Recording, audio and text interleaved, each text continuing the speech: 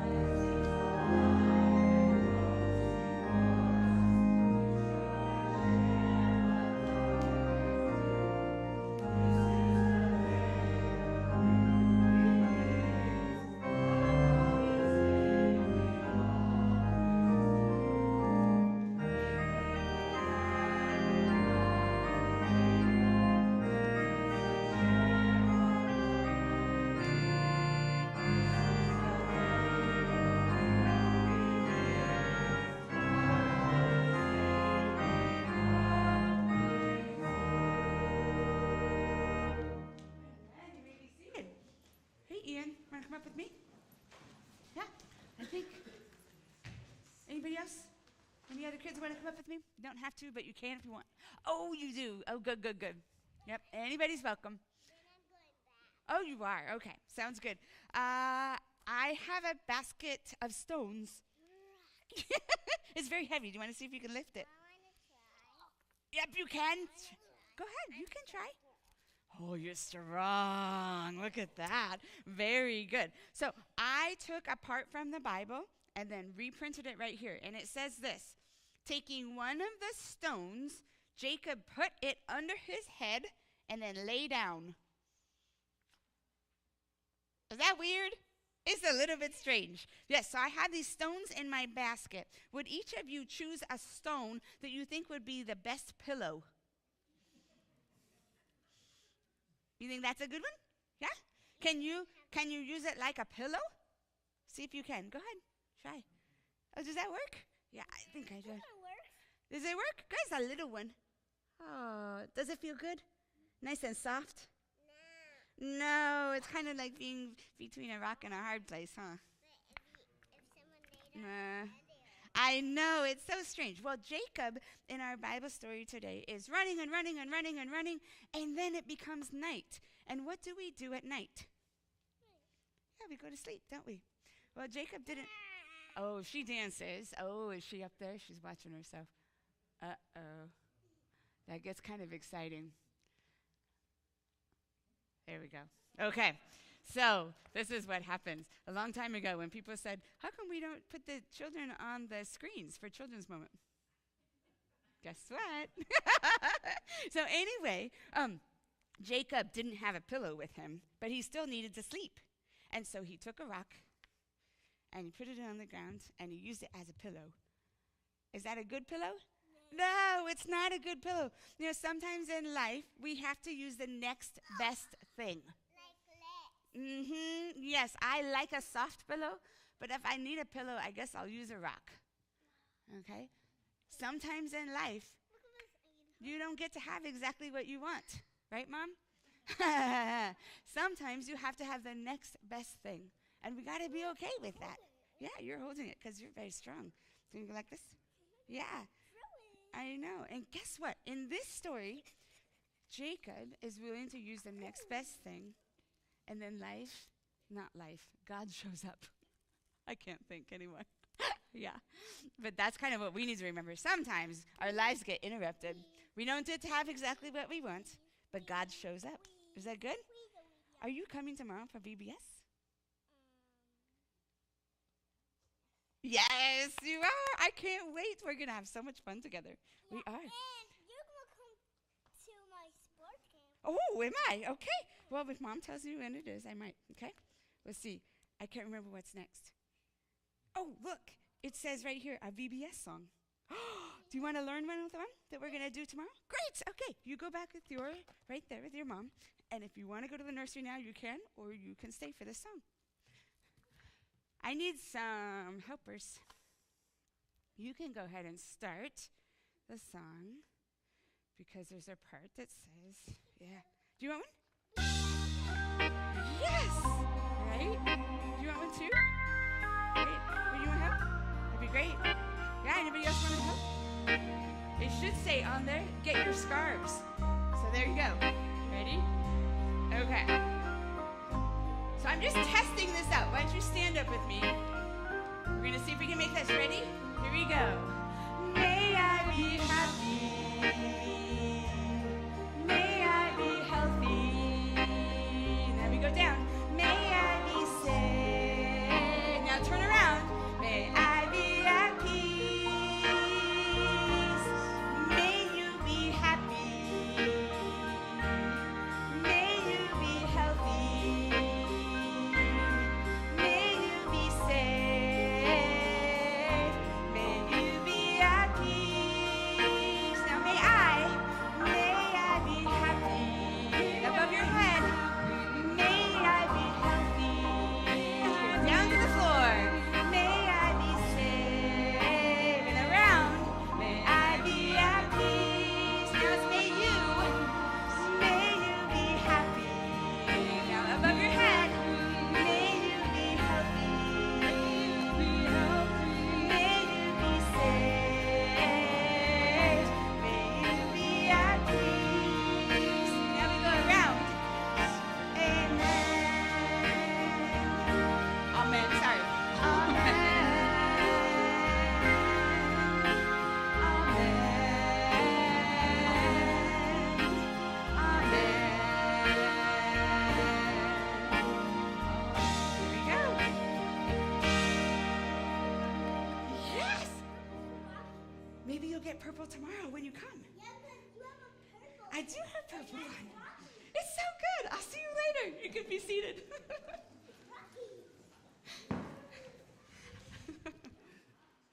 Will you pray with me?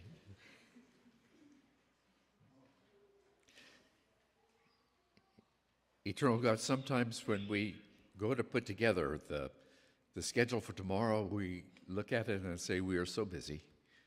We get up in the morning and we start to run, and if we have any time for meditation at all, it's, are you running with me, Jesus? And life just goes that way. And so once in a while, we have to stop. And when we don't stop, once in a while, when we sleep, you speak to us. And so today, as we have gathered, as we come, we're trying to slow up enough that we can hear you, and that you will speak to us this day and fill us with your word and and your grace, and that knowledge that you'll be with us always, wherever we are and whatever we're doing. And then it is that we are willing to pray. Our Father, who art in heaven, hallowed be thy name. Thy kingdom come, thy will be done on earth as it is in heaven. Give us this day our daily bread, and forgive us our trespasses, as we forgive those who trespass against us. And lead us not into temptation, but deliver us from evil. For thine is the kingdom, and the power, and the glory forever. Amen.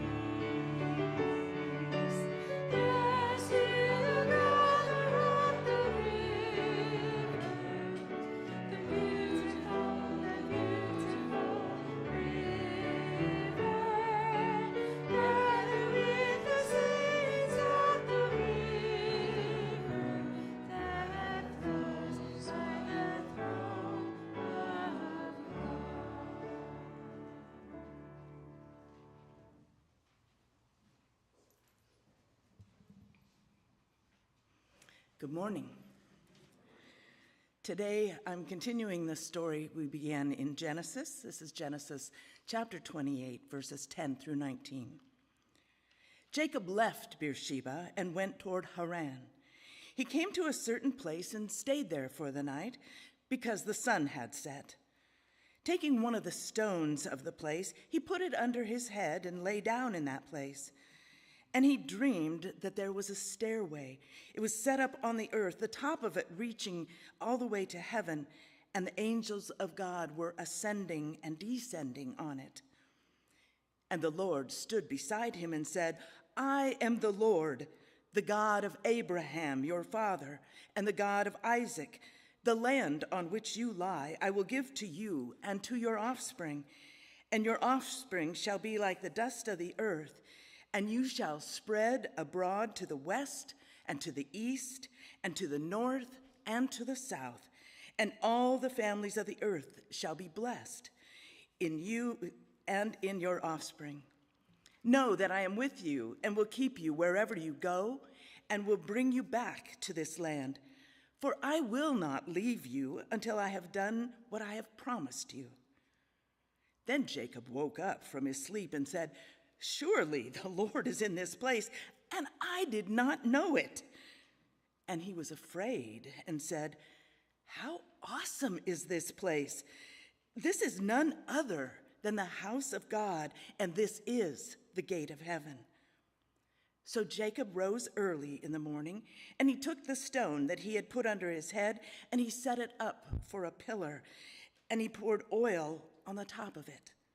He called that place Bethel, but the name of the city was Luz at the first.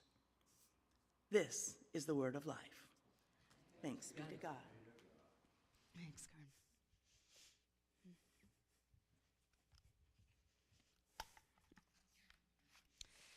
There's a Baptist pastor in the South who shared this family story with his congregation.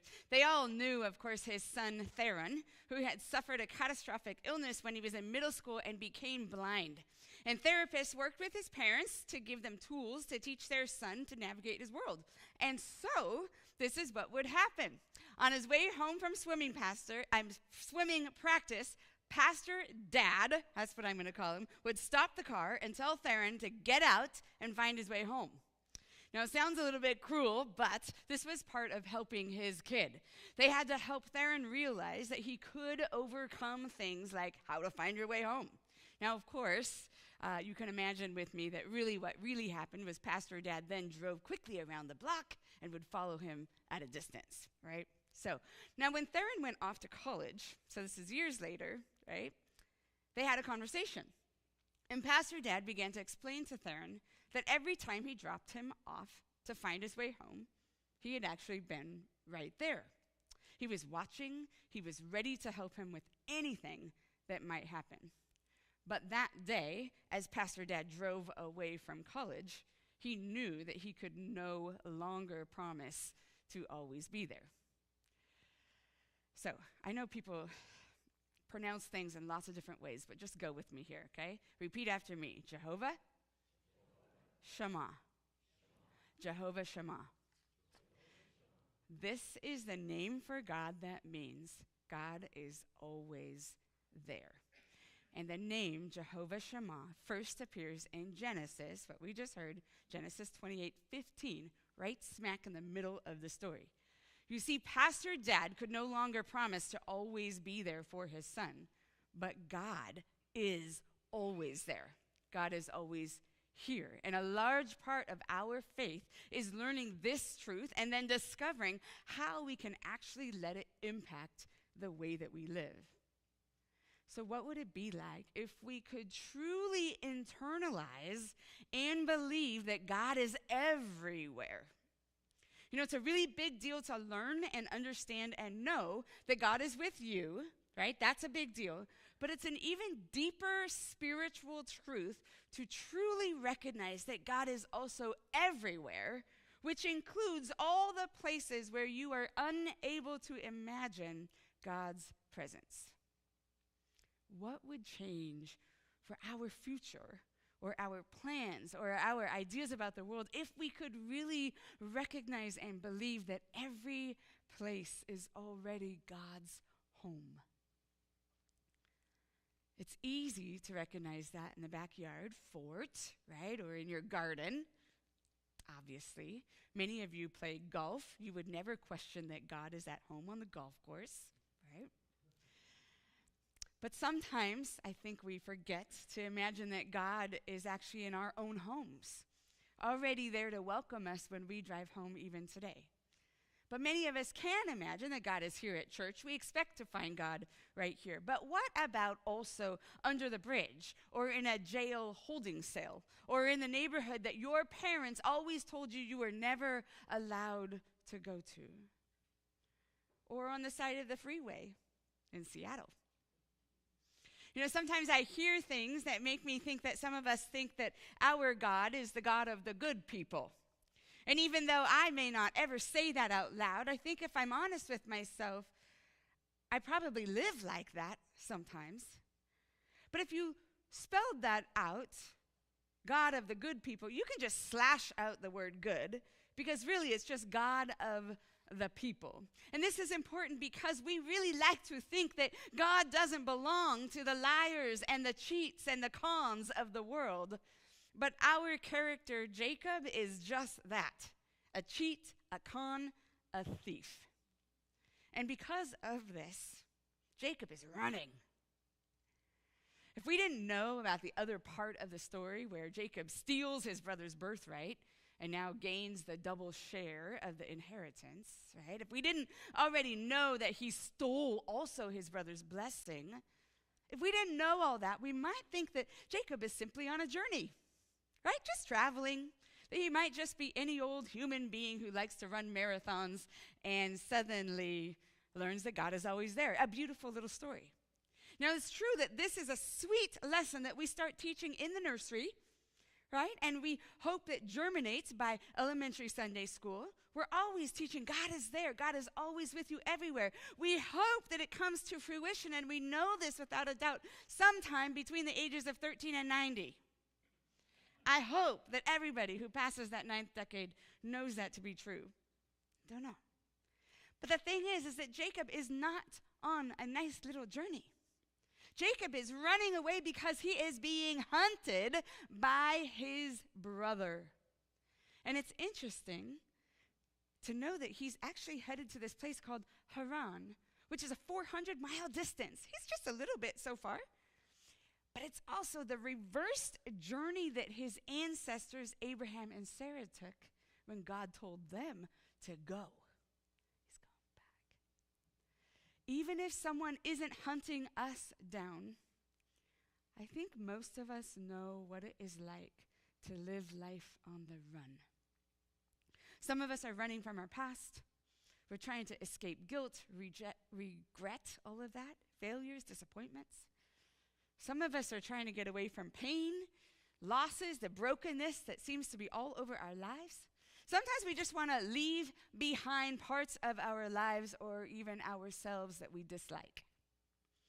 But other times, we're running toward the future, right? For some of us, life on the run is actually the search for something new or somebody new, a job or a relationship. Maybe it's the search for answers that you've never been able to get. Who am I? What's my purpose?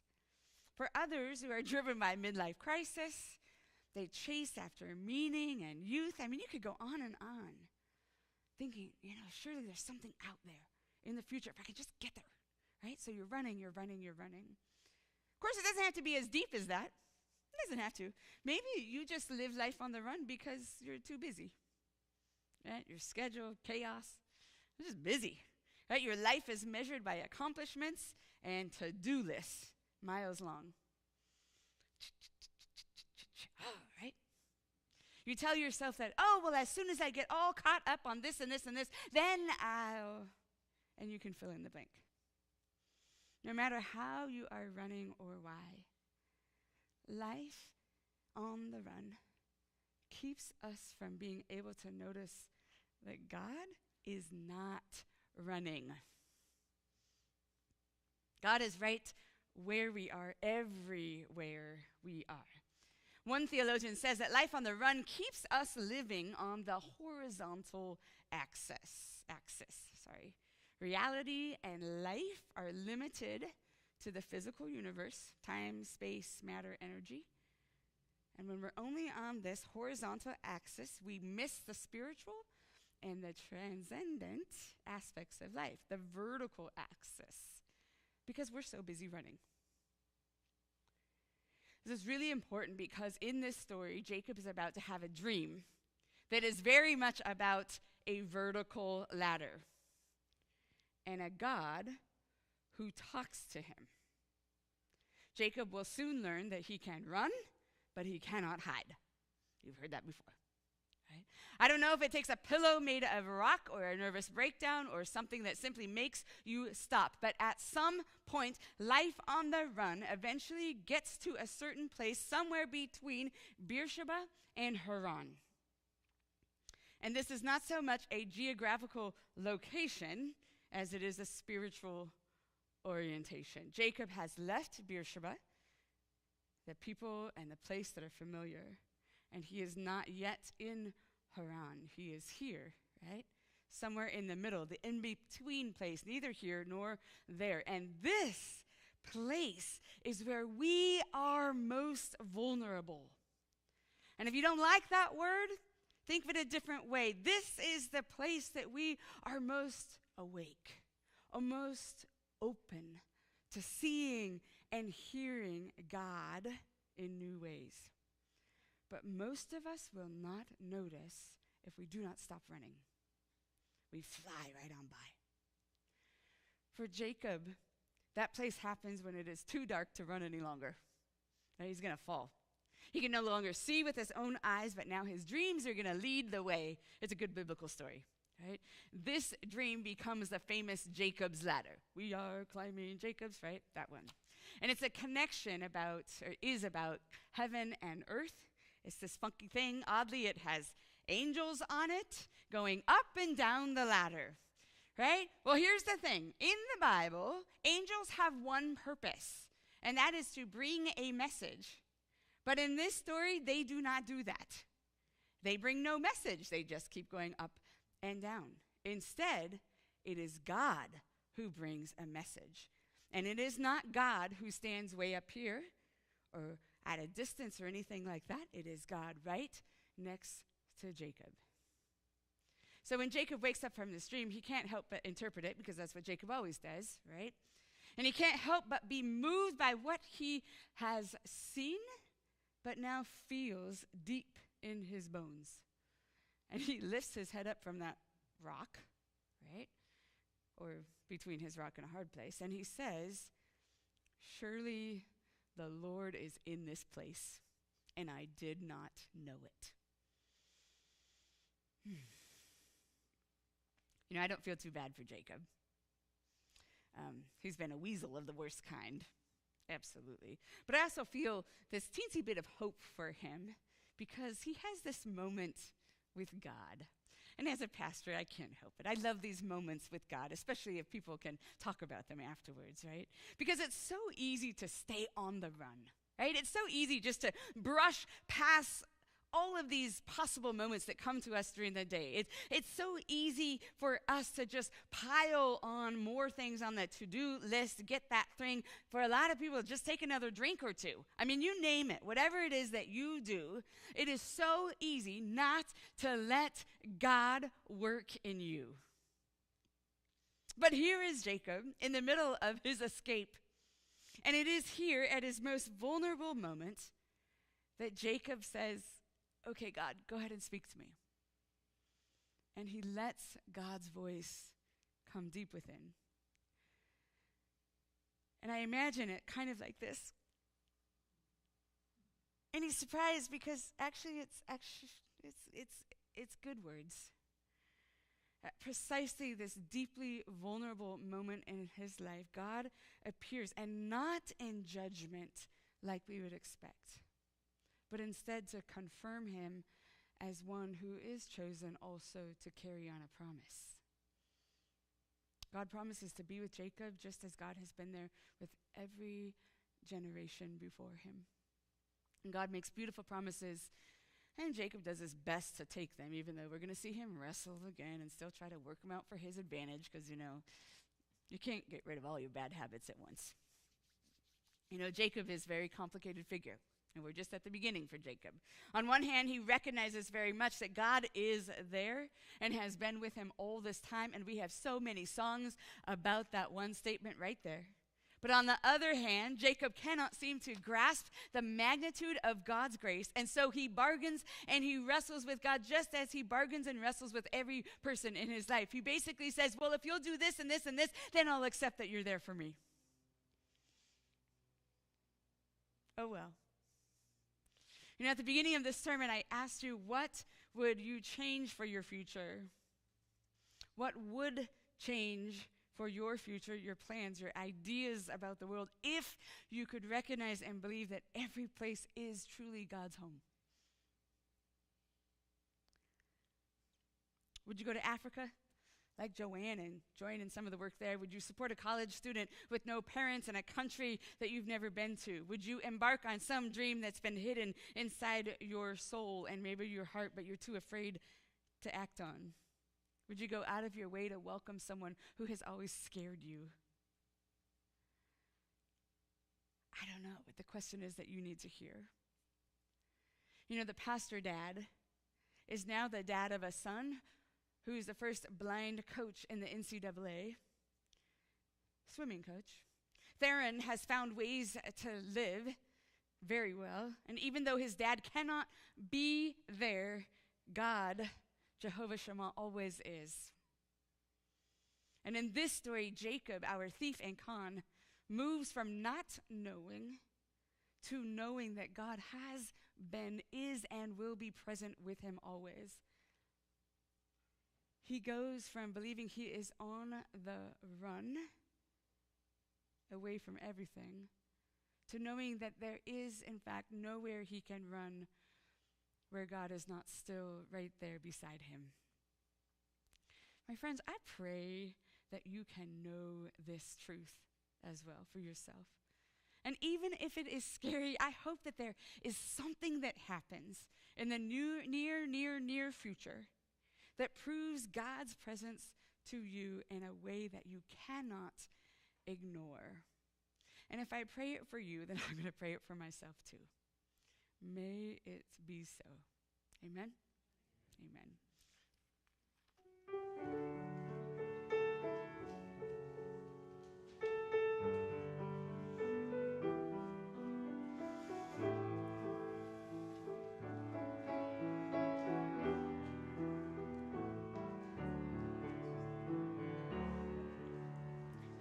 Sure.